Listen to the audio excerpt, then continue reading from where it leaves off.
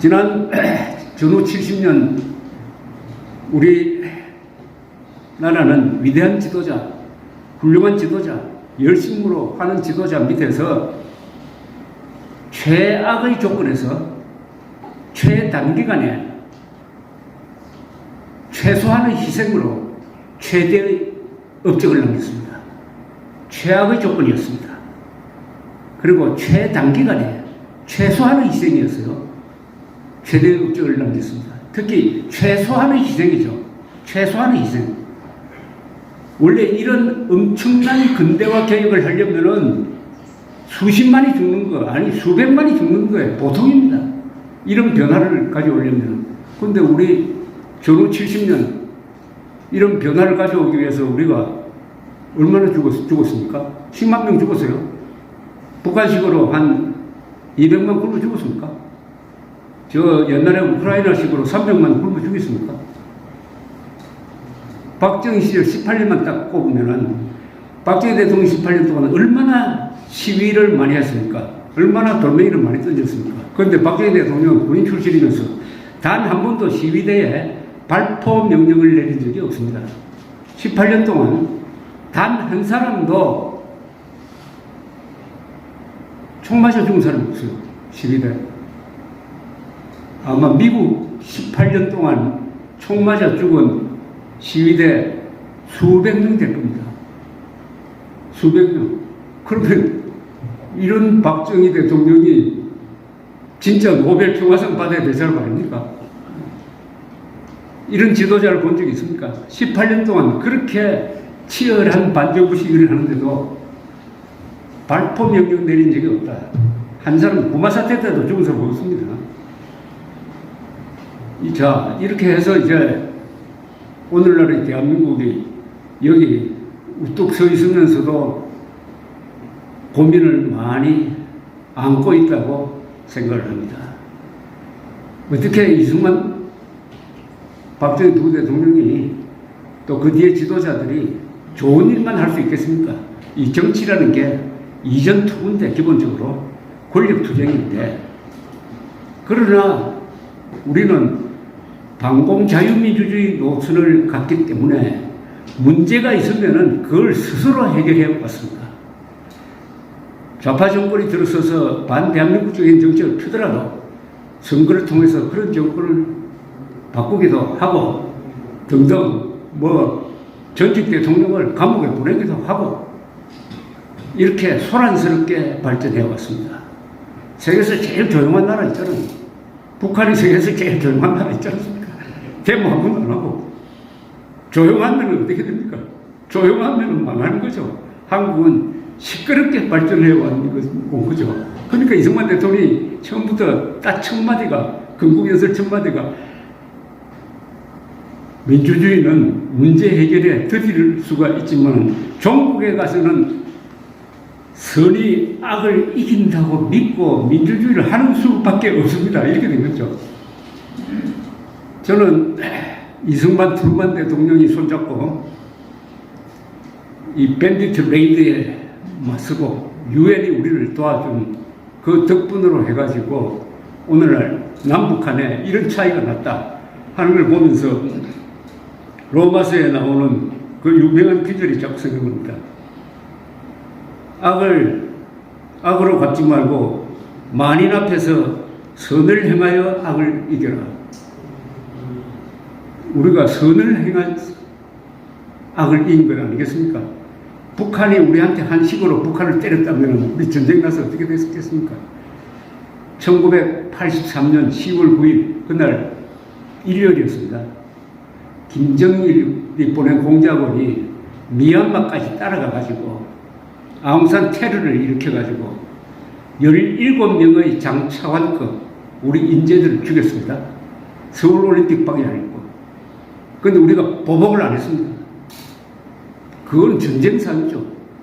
그때 전두환 대통령은 이거 보복했다가는 88 올림픽 날아간다. 참은 거죠. 1987년 11월 29일 김성희를 시켜가지고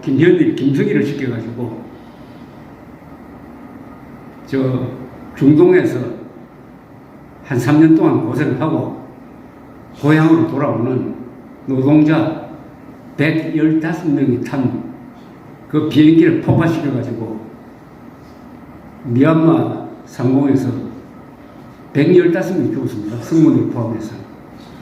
그때도 우리가 보고를 안 했습니다. 이것도 다 전쟁사유거든요.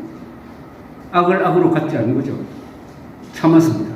그래서 결국 오늘날 남북한의 관계는 이런 식으로 역전이 되었다고 생각합니다.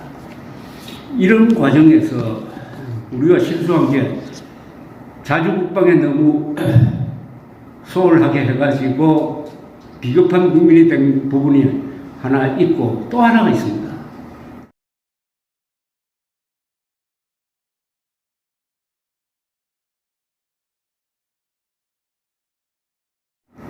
또 하나의 실수가 있습니다. 박정희 대통령의 실수라고도 볼 수가 없는데 한글 전용입니다.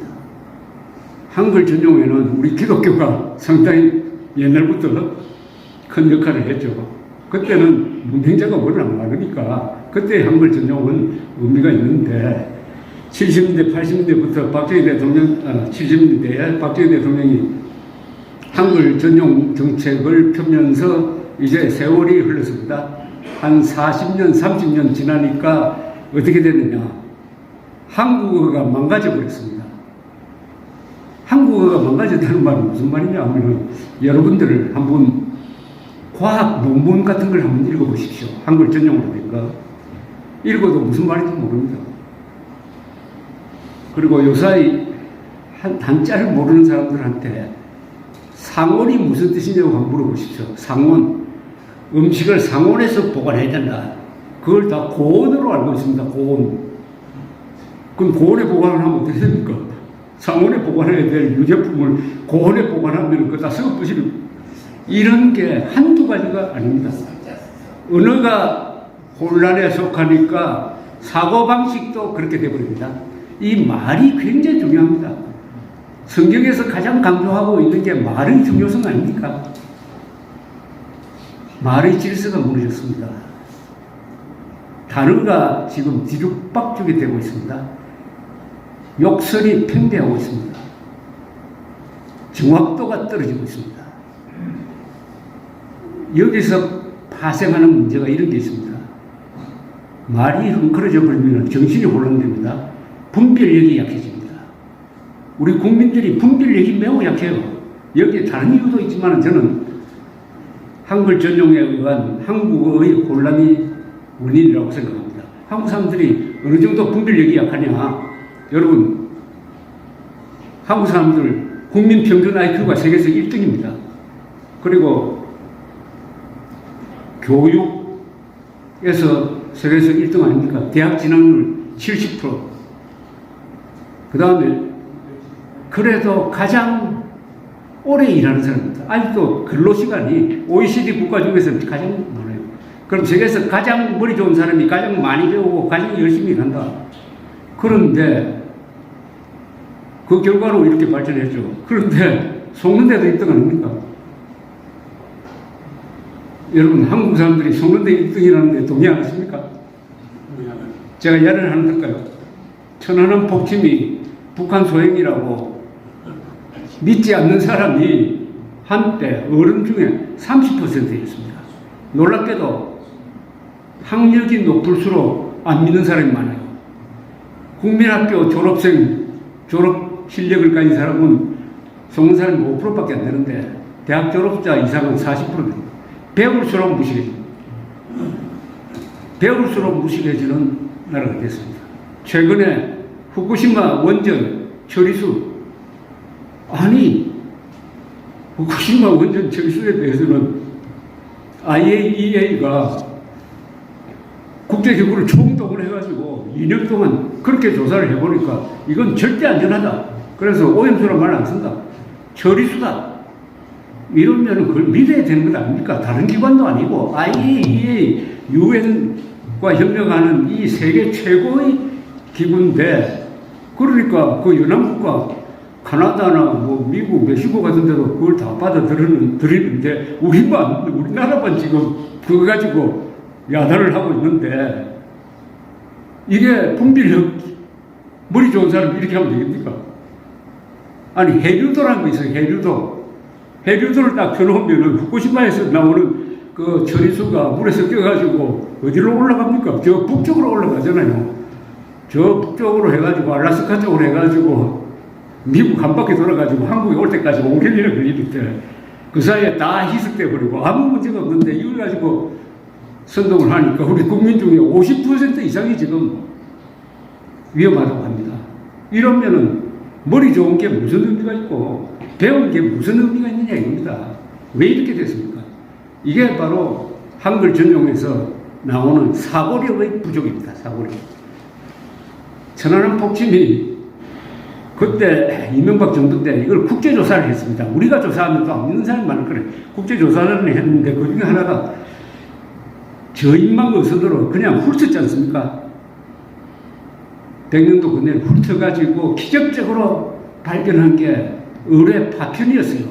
의뢰 파편을 건져 올리니까 그게 1번이라고 또 써있죠. 1번. 그걸 보여줘도 북한 소행이 아니랍니다. 그게 30%입니다. 어른 중에 30%고 배운 사람이. 그러면 이런 나라가 과연 잘 사는 것만 1인당 GDP가 높다고 해서 과연 이 근사한 나라를 앞으로 계속 유지할 수 있겠느냐에 대해서는 저는 상당히 회의를 합니다. 지금까지는 우리가 이 정도 수준까지 왔어요. 우리의 실력도 있었지만 한 이승만, 박정희 같은 위대한 지도자의 희생에 의해서 여기까지 왔습니다. 그러나 그런 지도자가 나타나지 않고 훨씬 질이 낮은 지도자가 나오고 국민들 수준이 이렇게 돼버리면 이것의 결합으로 해가지고 앞으로 과연 이렇게 발전할 수 있겠느냐 하는 것에 대해서는 저는 장담을 못하겠어요.